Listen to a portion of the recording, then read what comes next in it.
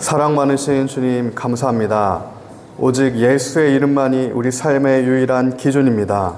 최후 승리가 우리에게 주어졌고 지금 우리가 어떤 기준을 붙드느냐, 지금 우리가 어디에 서 있느냐가 하나님 우리에게 주어진 또한 주어질 최후 승리가 하나님 오늘 우리가 무엇을 붙드느냐에 따라 달려있음을 우리가 고백하기에 우리가 예수의 이름만을 붙들길 원합니다. 하나님 영원한 생명을 주시는 이름 오직 주님의 이름입니다. 그 이름의 역사가 생명의 역사가 오늘 우리의 심령에서부터 일어나게 하여 주시옵소서. 하나님 이 교회로부터 시작되게 하여 주시옵소서. 이 민족이 살아나는 역사가 저 북한 땅의 흑암의 장막이 깨어져 이제는 그 안에 갇힌 주님의 백성들이, 주님의 교회들이, 주님의 자녀들이 살게 되는 역사 있게 하여 주시옵소서. 그 믿음을 오늘 우리 민족의 교회들에게 허락하여 주시옵소서. 나에게 주님 그 믿음을, 예수의 이름을 믿는 믿음을 허락하여 주시옵소서. 감사합니다. 예수님의 이름으로 기도합니다. 아멘. 기준이 중요합니다. 기준이 중요합니다. 존재하는 모든 것에는 이 기준이 있습니다. 기준이 없는 것은 존재하는 것 중에 하나도 없다는 말입니다. 우리의 그 기준이, 우리의 출발점이, 우리의 시작점이, 우리의 토대가 오직 예수 그리스도가 되어야 합니다. 오직 예수님의 이름만이 우리 존재의 기준, 우리 삶의 기준, 우리 생명의 기준이 되어야 합니다. 그 예수님이 우리 삶의 유일한 기준이 되길 예수님의 이름으로 축복합니다. 지난주에 저희 교역자 리트릿을 다녀왔습니다. 금요일, 토요일 리트릿을 가서 하나님의 은혜 가운데 좀 쉼을 누리고 서로를 또 알아가는 시간을 갖고 굉장히 많이 걷고 왔어요. 비를 맞으면서 우중에 많이 걸으면서 함께 시간을 보냈습니다. 특별히 여러 곳을 걸었는데 단양을 갔다 왔습니다. 단양에 가면은 이제 만천하 스카이워크라고 하늘 정말 산만큼 높은 곳에 전체 전경이 보이는 걸어서 올라갈 수 있는 곳이 있어요. 뱅글뱅글 돌아서 이제 위에까지 올라갑니다. 그래서 저희가 이제 뱅글뱅글 돌아가서 맨 위에 올라갔어요. 맨 위에 올라가니까 밑에는 바닥이 보이는 철장이 있고 유리 같은 것이 되어 있어요. 그래서 이제 사역자분들 중에 몇 분은 무서워서 거길 못 가시더라고요. 그 경계를 두고. 근데 우리가 알죠? 그 아무리 밑이 보이는 정말 절벽처럼 보이고 그곳에 한 발을 디디면 무너질 것 같고 실제 경험하기에 만져지기에 우리의 감각은 죽을 것 같은 그러한 높이에 있지만 그것을 걷는다고 한 발을 걷고 그 유리에 올라선다고 그것을 통과한다고 결코 떨어지거나 죽거나 낭망하진 않습니다. 또한 저희가 어디를 걸었냐면 굉장히 출렁대는 출렁다리라고 있는데 거기는 한 200m 정도 되는 거리의 출렁다리야. 사람이 많을수록 출렁거립니다. 굉장히 좌우로 심하게 출렁거리는데 출렁다리를 갔다가 오면서 굉장히 신기한 경험을 했어요. 출렁다리를 지나왔는데도 땅이 흔들리더라고요. 그 출렁다리를, 여기 출렁다리가 아닌데 분명히 출렁다리 때는 이제 출렁거려서 지나갔다가 왔는데 그냥 평평한 바닥에 서 있는데도 바닥이 출렁거리는 거예요. 그러니까 저한테는 실제였습니다. 이 땅이 출렁거리는 게. 제 감각이 그것을 인지하고 있었기 때문에 평평한 바닥이지만 어떻게 보면 제 감각이 미혹을 받아서 땅이 출렁거리처럼 걸리는 것처럼 제가 그 사실을 이제 인식했다는 얘기입니다. 이런 경험을 하면서 제가 한 가지 하나님께서 주신 그 마음이 있었어요. 이게 흔들리지 않는데도 흔들리는 것처럼 인식되는 게 우리의 연약한 존재구나. 어쩔 수 없는 거구나. 내가 어떠한 경험 가운데 있었냐, 내가 어떠한 곳에 오랫동안 있었냐가 결국 사실이 아닌 것을 또 사실로 착각하게 만드는 나의 연약한 경험, 우리의 죄성으로부터 기인되는 것들이 있겠구나라는 생각을 했어요. 그게 죄죠. 우리는 죄에 조금만 노출이 되어도 죄가 하나님의 것들이 악하다고 생각하는 죄를 범하게 됩니다. 우리가 죄에 조금만 노출이 많이 되어도 하나님 보시기에 아름답다고 하는 것을 아름답지 않다라고 여기게 된다고요.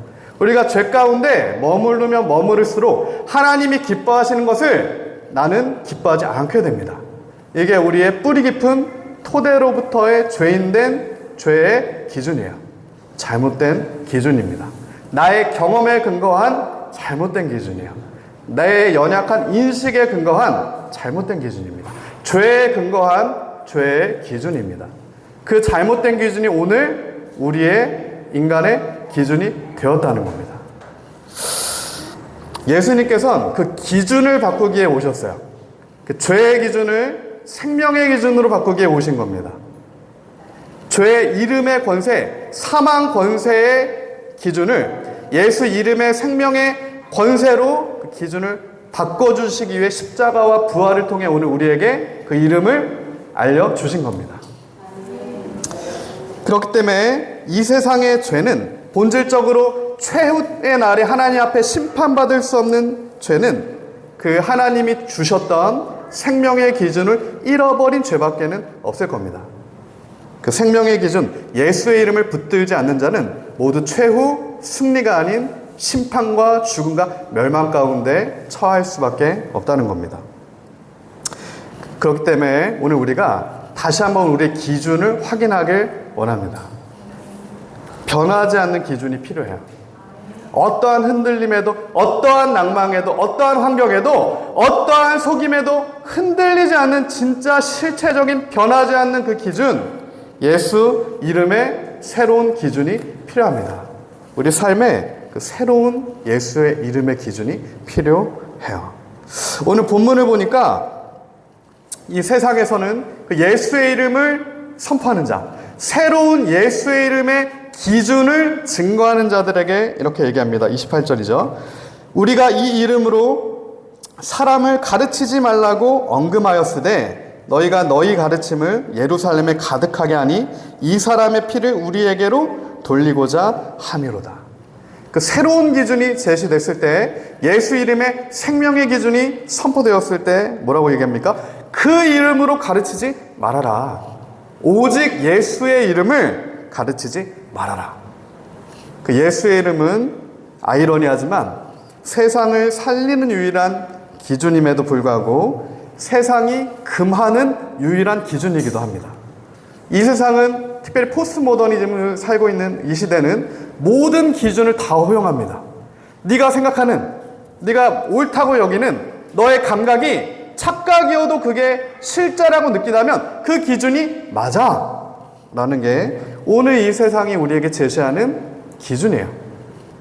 다 진짜라는 겁니다. 다 생명이 있다는 거짓된 기준을 제시해요. 그러나 우리가 알죠. 유일한 기준은 예수의 이름의 기준밖에 없습니다. 특별히 이 이름은 권세를 나타내요. 우리도 그랬죠. 조선시대에서도 그 성, 이름이 뭐냐에 따라 그 신분이 나타납니다. 서양도 그래요. 모든 나라와 민족은 그 이름에 그 뜻이 있고 권세가 있습니다. 동일했던 시대도 있어요. 그 이름이 곧 그의 지위를 나타내는 백작이라든가 후작이라든가 그 가문의 권세를 나타내는 경우들이 있습니다.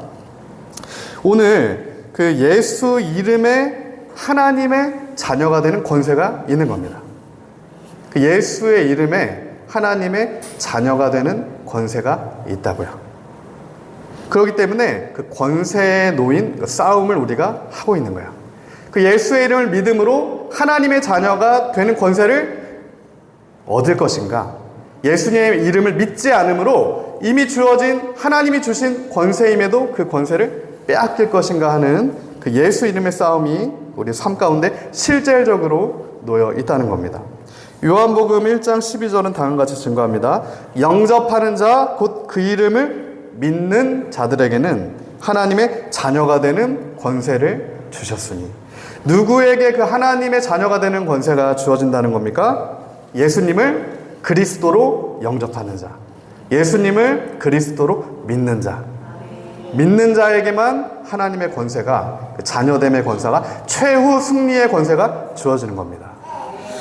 오늘 하나님께서 우리에게 그 믿음을 주시길 소망합니다.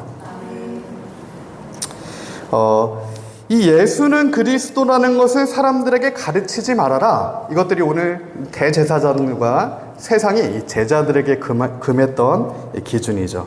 예수님의 이름의 권세를 이는 부정하는 겁니다. 그 예수님의 이름에 권세가 없다는 거예요. 그 예수의 이름에는 생명이 없다는 겁니다. 그러므로 예수를 그리스도라고 영접하지 말아라. 이게 오늘 세상이 우리에게 얘기하는 거고, 사단이 결국 본질적으로 그 예수의 이름만을 믿지 못하게 만드는 미혹인 겁니다. 특별히 이 예수는 그리스도라고 하는 것은, 이 그리스도라는 뜻은, 그 이름의 뜻은 무엇입니까? 기름 부음 받은 자라는 뜻이죠. 즉 메시아라는 뜻입니다. 기름 부음 받은 자, 메시아, 우리를 구원하실 유일한 하나님의 아들 예수 그리스도. 구약에서는 특별히 기름 부음 받는 자는 딱 세 종류의 직분자였어요. 첫 번째는 왕이었습니다. 사무엘상 9장에 보면 이 사울과 다윗이 왕이 될 때 기름을 붓죠. 이 선지자들이 가서 기름을 붓습니다. 두 번째 그룹은 제사장이에요. 레위기 4장에 보면 이 제사장이 기름 부음 받은 제사장 그룹이 나오고요. 마지막이 선지자입니다. 엘리야가 엘리사를 세울 때 또한 이 기름을 부어요. 구약에는 이 왕과 제사장과 선지자가 기름 부음을 받아서 세워집니다. 이 기름은 성경학자들은 하나님의 성령을 상징한다, 이렇게 얘기해요. 하나님의 성령을 상징한다는 겁니다. 이사야 61장 1절에 보면 예수님께서 본격적으로 사역을 시작하실 때 선포하셨던 말씀이 이사야 61장입니다. 이사야가 선포했어요. 주 여호와의 영이 내게 내리셨으니 이는 여호와께서 내게 기름을 부으사. 하나님의 성령이 그리스도께 임하여서 구별되어지는 겁니다. 하나님의 성령이 오늘 우리에게 임하시면 예수님을 영접하는 자, 믿는 자에게 오늘 동일한 하나님의 성령이 임하시면 우리가 구별되어지는 겁니다. 구분되어지는 거예요. 거룩해지는 것이고 그때 하나님의 자녀가 되는 권세가 주어지는 겁니다.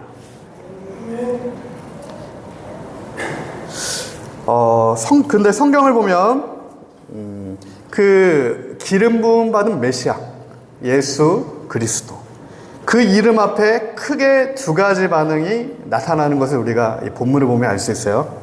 첫 번째입니다. 그 예수님의 이름 앞에 제자들의 반응이 있어요. 증인의 반응이 있습니다. 29절이죠. 베드로와 사도들이 대답하여 이르되 사람보다 하나님께 순종하는 것이 마땅하니라.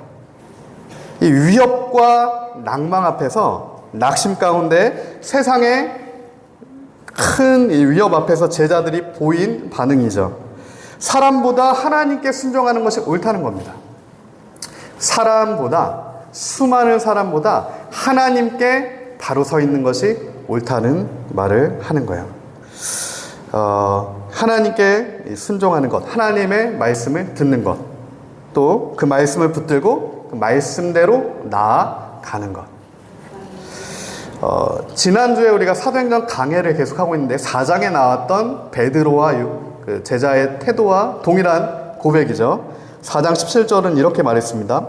이것이 민간에 덮어지지 못하게 그들을 위협하여 이후에는 이 이름으로 아무에게도 말하지 말게 하자 하고 그들을 불러 경고하여 도무지 예수의 이름으로 말하지도 말고 가르치지도 말라 하니 베드로와 요한이 대답하여 이르되 하나님 앞에서 너희의 말을 듣는 것이 하나님의 말씀을 듣는 것보다 옳은가 판단하라. 두 번에 걸쳐서 제자들이 그 예수의 이름으로 세상에 동일한 반응을 보이는 겁니다. 하나님께 순종한다는 것은 하나님의 말씀을 듣는 것이고 하나님의 말씀을 듣는다는 것은 하나님의 말씀을 깨달아 그 말씀대로 달려가는 것이라는 것을 그냥 제자들이 확정하는 거예요. 그 유일한 기준을 제시하는 겁니다. 이 순종이 제사보다 낫다는 것은 구약에서도 동일하게 우리에게 알려주는 바죠. 사무엘상 15장 22절입니다. 사무엘이 이르되 여호와께서 번제와 다른 제사를 그의 목소리를 청종하는 것을 좋아하신 같이 좋아하시겠나이까. 순종이 제사보다 낫고 듣는 것이 순양의 기름보다 나으니. 결국에는 이 순종의 문제, 예수님의 말씀을 듣는 문제는 중심의 문제라는 겁니다. 겉으로 보여지는 모양의 문제가 아니고요. 겉으로 보여지는 드러나는 어떠한 인품이란 태도의 문제가 아니라 중심의 문제라는 얘기예요. 부분이 아니라, 겉으로 드러나는 부분 중에 한 조각이 아니라 그 중심의 감추인 본질의 문제를 말씀하시는 겁니다. 그때 제자들 안에 예수 그리스도의 중심이 있는 자들, 예수 그리스도의 토대가 있는 자들, 예수의 이름에 기준이 있는 자만 다음과 같이 얘기할 수 있는 겁니다. 우리는 보고 들은 것을 말하지 아니할 수 없다. 5장 29절이죠. 베드로와 사도들이 대답하여 이르되 사람보다 하나님께 순종하는 것이 마땅하다. 우리 안에 예수 그리스도가 있다면 우리가 진리 앞에, 예수의 이름 앞에 나올 수 있는 유일한 태도는 이 태도밖에 없습니다. 사람의 어떠함보다 하나님의 기준이 옳다라는 것을 우리의 중심부터 고백할 수밖에 없어요. 우리 안에 그리스도가 계시기 때문에 그렇습니다. 그렇기 때문에 수많은 순교자들이 예수의 이름으로 죽어갔고 지금도 죽어가고 있는, 또한 북한에 있는 지하교회 성도들이 그 정치범수 형수에서 예수의 이름으로 지금 갇혀있는 그 주님의 자녀들이 그 안에 예수 그리스도가 있기 때문에 환경에 타협하지 않고 끝까지 예수의 이름을 붙들고 가다가 순교도 할 수 있는 겁니다. 시작이 잘못되면 순교까지도 갈 수도 없겠죠. 우리는 지금 다 평안한 시대를 살고 있기 때문에 만약 누군가가 나를 예수의 이름 때문에 회유한다면 나는 끝까지 예수님의 이름을 붙들고 순교도 할 수 있을 것 같다라고 생각해요. 생각보다 많은 그리스도인들이 그런 생각을 합니다. 저를 포함해서 제가 물어봤던 많은 사람들이 동일하게 얘기했어요. 끔찍한 고문만 받지 않는다면, 편하게 죽을 수 있으면 난 순교도 할 수 있을 것 같다. 저도 사실은 좀 그러길 원하는데, 그러기 위해선 오늘 우리가 붙들고 있는 기준이 예수 그리스도인가를 확인해야 됩니다. 예수 그리스도의 기준을 붙들고 있는 자는 그날 그때 어떠한 환경과 어떠한 시기와 어떠한 핍박과 어떠한 환난이 와도 영원한 소망을 놓지 않습니다. 유일한 소망이기 때문에 그렇죠. 그렇기 때문에 최후 승리가 오늘 예수를 붙들고 있는 자들에게 주어진 겁니다. 근데 아직 우리가 예수의 이름을 붙들지 않고 있다. 그러면 우리에게는 최후 승리가 아니라 모든 죄인들과 마찬가지로 최후 심판이 기다리고 있을 것이죠. 그러므로 오늘도 자신의 생명을 걸고 목숨을 걸고 예수의 이름만을 믿고 예수님의 이름만을 전하는, 그 진리만을 전하는 하나님의 사람들처럼 오늘 우리도 우리의 삶에 그 하나님의 자녀, 하나님의 그 권세가 있는 자녀가 되길 예수님으로 축복합니다. 저희가 7년 전에 이제 북중 접경 지역에 3개월 정도 갔었을 때 하나님께서 많은 분들을 만나게 해주셨고, 지금도 교제권에 있는 그 선교사님이 계신데 하나님께서 정말 다양한 분들을 만나게 해주셨어요. 삼자교회 목사님도 만났고요. 그러니까 삼자교회는 공산당하고 좀 타협한 교회입니다. 지하교회 지도자들도 만나게 해주셨고, 조선족 교회의 지도자도 만나게 해주셨고, 북한 사역하시다가 피살되어서 몇 개월 전에 돌아가신 그 목사님 교회도 가게 하셨고, 하나님께서 그렇게 인도하셔서 많은 실제 현장의 모습들을 보고 왔는데, 그 중에 가장 좀 기억에 남는 목사님이 계세요. 그 목사님은 조선족 목사님이신데, 지금 종국에 있는 조선족들이 많은 영역 가운데 지도자로 서는 경우가 많이 없습니다. 중국 정책상 지도자로는 한족만 세워요. 근데 거의 유일하게 조선족들이 중국에서 지도자로 서 있는 분야가 신학 분야입니다. 종교 분야예요. 그러니까 기독교 분야예요.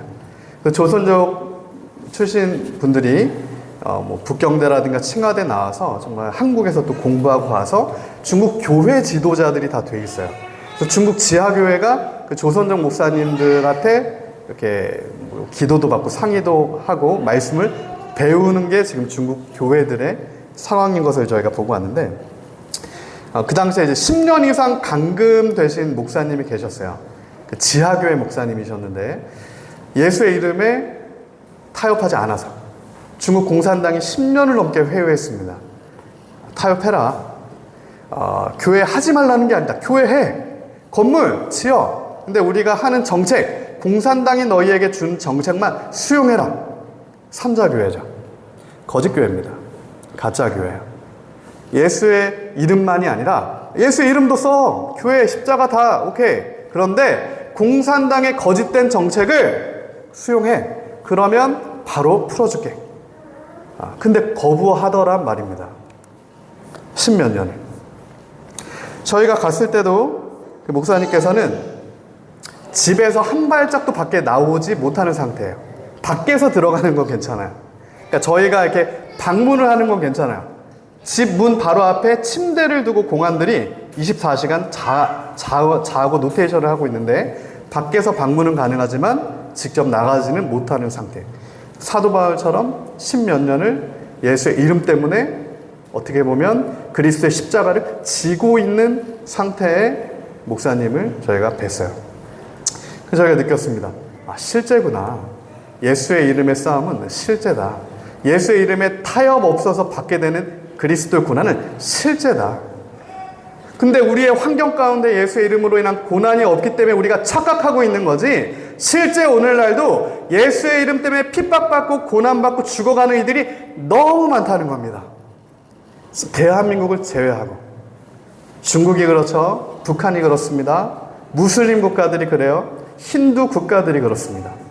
이스라엘 아래에서 예수님을 믿는다는 것, 모든 게 사실은 다 그리스도의 십자가를 지는 거예요.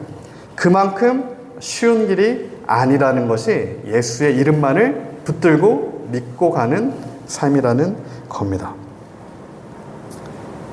그렇기 때문에 오늘 베드로가 제자들이 그런 위협 앞에, 진리의 위협을 당하는 그런 위협 앞에 이렇게 얘기하는 겁니다. 나무에 달아 죽인 예수님을 하나님께서 살리셨습니다. 우리가 예수님을 죽였지만 하나님께서 그 아들 예수님을 살리셨습니다. 우리의 죄를 대신하여 십자가에 달려 죽으신 그리스도를 하나님께서 살리셨습니다. 그러므로 이제 우리에게 회개와 제사함의 기회를 하나님이 주신 겁니다. 그 은혜가 오늘 우리에게 주어진 겁니다. 우리가 예수님을 십자가에 못 박았지만, 우리 죄 때문에 예수님이 십자가에 못 박혀 돌아가셨지만, 그 예수님의 이름으로 말미암아, 그 예수님의 이름 때문에 다시 한번 우리에게는 회개할 기회가 주어진 거고, 회개와 함께 죄가 사해질 수 있는 죄사함의 기회가 주어진 겁니다. 하나님께서 주신 마지막 기회예요. 모든 인생 가운데 하나님이 우리에게 주신 기준을 새롭게 할 수 있는 유일하면서 마지막인 기회가 예수의 이름의 기준을 삼을 수 있는 기회입니다. 오늘 베드로는 그걸 얘기하는 거예요. 다른 싸움이 아닙니다. 예수의 이름의 기준의 싸움, 그 권세의 싸움인 겁니다. 이 제자들의 반응이 있다면, 예수님의 이름 앞에 이 제자의 반응이 있다면, 두 번째로 세상의 반응이 있습니다. 그리스도가 없는 자들의 반응이 있는데 5장 33절이죠.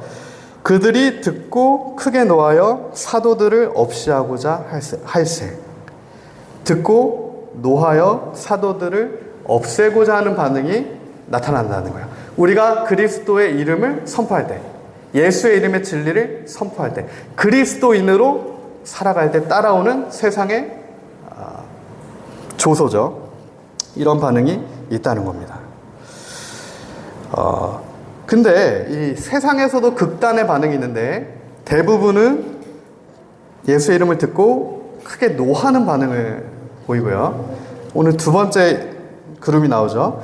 듣고 예수의 이름 앞으로 진실과 진리 앞으로 나오는 한 사람이 있습니다. 오늘 율법교사 가말리엘이 그런 사람이에요. 5장 34절입니다. 바리새인 가말리엘은 율법교사로 모든 백성에게 존경을 받는 자라 공회 중에 일어나 명하여 사도들을 잠깐 밖에 나가게 하고 말하되 이스라엘 사람들아 너희가 이 사람들에게 대하여 어떻게 하려는지 조심하라. 이 바리새인 가말리엘은 이 바리새파를 대표하는 지도자였습니다. 당시에 바리새파의 지도적인 학파가 두 학파가 있었는데 샴마이 학파랑 힐렐 학파라고 하는 두 학파였는데 바로 이 바리새파의 수장이었던 가말리엘의 할아버지가 그 힐렐 학파의 수장이었어요. 어떻게 보면 그 힐렐 학파를 만든 사람이 오늘 가말리엘의 선조입니다. 근데 이 유대 정통 보수파인 샴마이 학파에 비해서 이 힐렐 학파는 굉장히 좀 유연한 성경 해석을 했어요. 그러니까 이 샴마이 바리새파 중에 두 학파였던 샴마이 학파는 정말 안식일에 그 정말 율법적인 기준을 대어서 사람보다는 정말 이렇게 날카로운 기준을 가졌고요. 이 힐렐 학파는 오히려 안식일에 대해 예수님께서 해석하신 것처럼 그렇게 사람을 생각하는 굉장히 유연한 기준을 가졌던 학파가 힐렐 학파였습니다. 거기에는 이제 이유가 있는데 우리가 아는 누가복음 2장에 보면 예수님이 탄생하셨을 때 두 사람이 예수님의 탄생을 경험했죠. 하나는 성전에서 기도했던 안나가 예수님을 발견했고요. 한 명은 시므온이 예수님을 안고 예수님을 알아왔습니다. 이 시므온이 이 가말리엘의 아빠가 됩니다. 성경학자들은 이 시므온을 가말리엘의 부친이다라고 얘기를 해요. 그렇기 때문에 이 전승에 의하면 이 가말리엘의 제자가 사도 바울인데 사도 바울뿐만 아니라 스데반과 바나바도 이 가말리엘의 제자였다라고 얘기합니다. 그러니까 사실은 사울이 이 스데반을 죽였을 때 아예 모르던 사람을 죽인 게 아니에요. 그렇기 때문에 사도 바울의 죄책감은 더했을 겁니다. 그리고 바나바랑 동역했던 것도 같은 문화에서 있었기 때문에 가능했던 일이었습니다.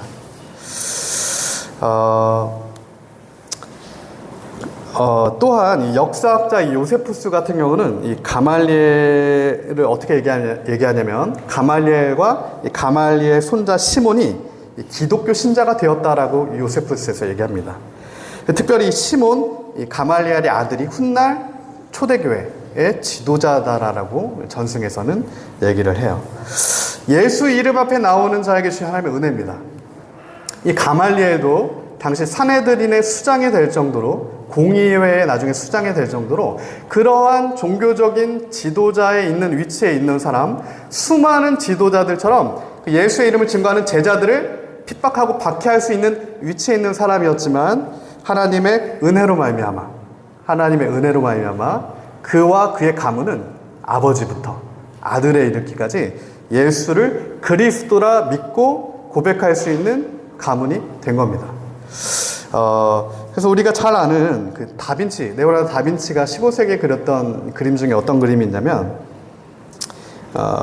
이 스데반 집사의 죽음 앞에 이 가말리엘과 가말리엘이 스데반 집사의 죽음 앞에 니고데모와 같이 울고 있는 그런 그림이 있어요.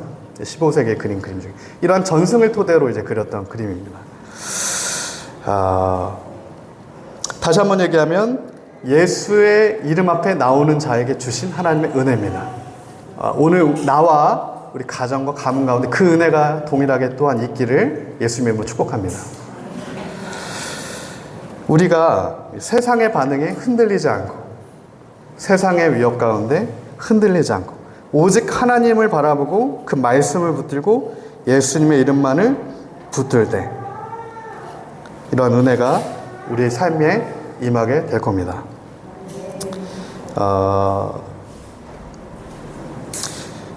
예수를 믿는다는 것은 좁은 길이죠. 좁은 문입니다. 그냥 문만 통과하면 되는 게 아니라 성경을 보니까 그리스도의 십자가를 지고 통과하라고 되어 있어요. 좁은 문인데 좁은 길인데 그냥 몸만 가도 쉽지 않은 길인데 그리스도의 십자가를 지고 통과하라고 성경 우리에게 말씀하고 있습니다. 그러나 그 십자가는 절대 우리가 질 수 없는 십자가가 아니고 무거운 십자가가 아니고 그리스도가 우리에게 주시는 십자가는, 그리스도가 우리에게 주신 멍에는 가벼운 멍에고 우리가 질 수 있는 십자가를 주시는 겁니다.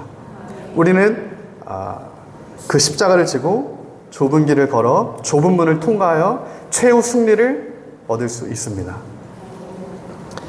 그 믿음이 우리 심령 가운데서부터 회복되기를 예수님의 이름으로 축복합니다. 그 믿음이 있어야 합니다. 최후 승리가 우리에게 주어졌다는 믿음.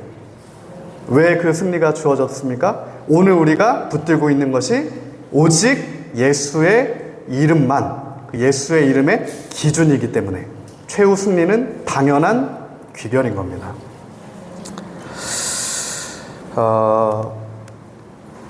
제 주중에 이제 기도하면서 말씀 준비하고 이제 기도하면서 하나님께서 이런 마음을 주셨어요. 오늘 우리 시대에 주시는, 예수님이 다시 오는 것을 준비하는 이 마지막 세대에게 주신 하나님의 기준이 있다. 이 기준은 바로미터죠. 이 기준은 없을 수 없습니다. 모든 삶에 이 기준이 없을 수 없어요. 한국인과 외국인을 쉽게 얘기하면 경계를 가르는 기준이 있다는 겁니다. 출생이라고 하는 국적지의 그 기준이 있듯이 모든 것에는 그 기준이 있어요. 지금은 0.1cm 삐뚤어 보이지만 그게 그 0.1cm 삐뚤어진 게 100m, 1000m 그 이상을 가게 되면 정반대의 길로 나가게 되는 겁니다. 첫 번째는 우리에게 신앙에 있어서 오늘 이 시대에 주시는 하나님의 기준이 있어요. 신앙에 있어서 오직 예수님을 믿는 믿음으로 구원을 얻는다는 믿음의 기준입니다. 이 기준은 지금 오늘 시대가 우리한테 얘기하고 있는 소위 WCC, WEA, 로잔 이러한 종류의 예수의 이름만 구원이 아니라 다른 곳에도 구원이 있다. 그 조선족 목사님을 중국에서 회유한 것처럼 예수도 믿었을 때 평안을 주겠다라고 하는 거짓된 이 시대의 잘못된 기준입니다. 그러니까 가짜 기준이라는 얘기야. 우리는 이러한 거짓 신학, 자유주의 신학, 카톨릭 신학과 타협할 수가 없는 겁니다. 그러므로 이런 자유주의 신학, 예수의 이름만 믿는 게 구원이 아니라 카톨릭 신학, 너의 행위가 너의 구원을 담보할 수 있어. 이러한 거짓된 외침들에 앞서서 제자들처럼 아닙니다. 오직 예수의 이름에만 구원이 있습니다. 라는 증인이 되어야 한다는 거예요. 그게 오늘 우리에게 주시는 그리스도의 십자가입니다. 제자들에게 주어졌던 십자가가 그 십자가였어요. 예수의 이름만 붙드는 십자가인 거죠. 그렇기 때문에 우리 신앙의 선진들이 있습니다. 종교개혁을 일으켰던 신앙의 선진들이 있어요. 특별히 이제 1600년대에 있었던 웨스트민스터 신앙 고백서를 수많은 예수님을 믿는 교단들이 표준으로 붙들고 있는데, 그 웨스트민스터 신앙 고백서 25장은 이 카톨릭 자유주의 신학의 토대가 되는 카톨릭 행위 공로주의에 대해서 적그리스도다라고 정확하게 표명합니다. 카톨릭과 교황은 적그리스도다라고 명시를 해요. 칼빈도 마찬가지입니다. 기독교 강요, 루터가 쓴 교회의 바벨론 포로에 대하여 이러한 종교개혁의 당시의 실제적인 책들을 보면 카톨릭과 교황의 이 자유주의 신학은 적그리스도라고 명시를 해요. 같이 갈 수 없는 신학이라는 겁니다. 오직 예수를 믿는 믿음으로 구원을 얻는 신학이나 나의 공로가 첨가되는 신학이나 둘 중에 하나만 존재한다는 얘기를 우리 믿음의 선진들이 이미 500년 그 이상을 걸쳐서 계속해서 했던 거라는 거죠. 두 번째는 이 선교적 입장에서 이 시대를 가르는 기준이 있다는 마음을 주셨는데, 특별히 이 선교적 입장에서 정말 주님 다시 오실 길을 맞이해야 되는 선교적 입장에서 주신 바로미터가 바로 북한의 지하교회입니다. 이거는 사람의 기준이 아니에요. 북한의 지하교회 성도들이 있습니다. 만약에 북한의 지하교회 성도들이 없다라고 하면 우리는 그들을 위해 기도할 수가 없어요. 우리가 기도하는 것은 그 땅에 억압받는 주님의 백성들, 그 땅에 지금도 예수의 이름 때문에 핍박받고 있는 주님의 자녀들을 시원해달라는 기도예요. 그러니까 인권적인 기도가 아닌 겁니다. 지금도 북한처럼 핍박받고 있는 수많은 그 사람의 인권에 포커스해서 하는 기도가 아니라 하나님의 뜻에 맞는 기도, 하나님께서 바벨론 70년의 기간에도 하나님의 이름 때문에 그 땅에 남겨두셨던, 바벨론의 포로 기간에도 그루터기로 남겨두셨던 7,000명의 하나님의 사람, 백성이 있다는 거예요. 하나님의 주권에 대한 문제입니다. 선교에 대한 문제예요. 시대를 가르는 선교적 기준입니다. 그렇기 때문에 이러한 하나님의 기준을 가졌을 때 이런 것들을 우리가 이 제자들처럼 말하지 아니할 수 없다는 거죠. 그러니까 이런 것들을 선포되었을 때, 그리스도의 기준이 선포되어졌을 때 세상의 반응은 두 개로 나뉠 겁니다. 첫 번째 그룹처럼 예수의 이름만을 얘기하지 말라는 반응이 있을 거고요. 가말리엘처럼 그 진실과 진리 안으로 걸어 들어가는 자들이 있을 겁니다. 오늘 우리 삶에도 동일해요. 오늘 우리의 삶에서 우리가 정말 예수를 모르는 자들, 우리 삶에서 하나님의 은혜가 있지만 아직도 예수를 믿지 못하는 자들에게 우리가 그 예수님의 이름을 증거해야 되는 그 사명이 우리에게 주어진 것입니다. 오늘 말씀을 맺겠습니다. 결론을 맺겠습니다. 성경에 보면 이 죄라는 단어는 하마르티아라고 표현을 합니다. 죄라는 단어를 하마르티아라는 단어를 표현하는데, 이 하마르티아의 뜻은 관역에서 빗나갔다라는 뜻이에요. 무슨 얘기냐면 이 죄라는 뜻이 나쁜 짓을 저질렀다라는 뜻이 아니에요. 뭔가 도덕적으로 흠결이 있다가 죄가 아닙니다. 정확한 그 표준, 기준, 정확한 그 기준점을 벗어난 게 모두 죄라는 얘기입니다. 하마르티아. 그러니까 예수 그리스도의 기준을 벗겨난 모든 방향과 벗어난 모든 것들이 하마르티아의 죄라는 거고, 목표물의 기준을 벗겨난 것이 오늘 우리가 죄인으로서 놓인 삶의 형국이라는 얘기예요. 그리스도의 이름을 벗어나 있는 모든 것이 죄라는 얘기입니다. 그러나 하나님께서 오늘 우리에게 회개와 죄사함의 은혜를 주셨습니다. 그 벗어나 있던 것들을 다시 한번 바로잡고 교정하고 그리스도께 초점을 맞출 수 있는 유일한 은혜, 마지막 은혜를 우리에게 다시 한번 주신 거예요. 하나님이 우리에게 기회를 주셨을 때 붙들어야 합니다. 계속해서 우리가 방종과 그리스도가 없는 삶의 자리로 나아가는 것이 아니야. 내가 보기에 좋은 기준으로 가는 게 아니라 내가 삶이 흔들렸기 때문에 하나님도 흔들리신다라고 하는 그 거짓된 기준이 아니라 정말 처음부터 유일하고 확고한 예수님의 기준으로 나아갈 수 있는 회개와 죄사함의 유일한 기회를, 그 은혜를 하나님께서 오늘 우리에게 주셨습니다. 요한복음 11장 25절이죠.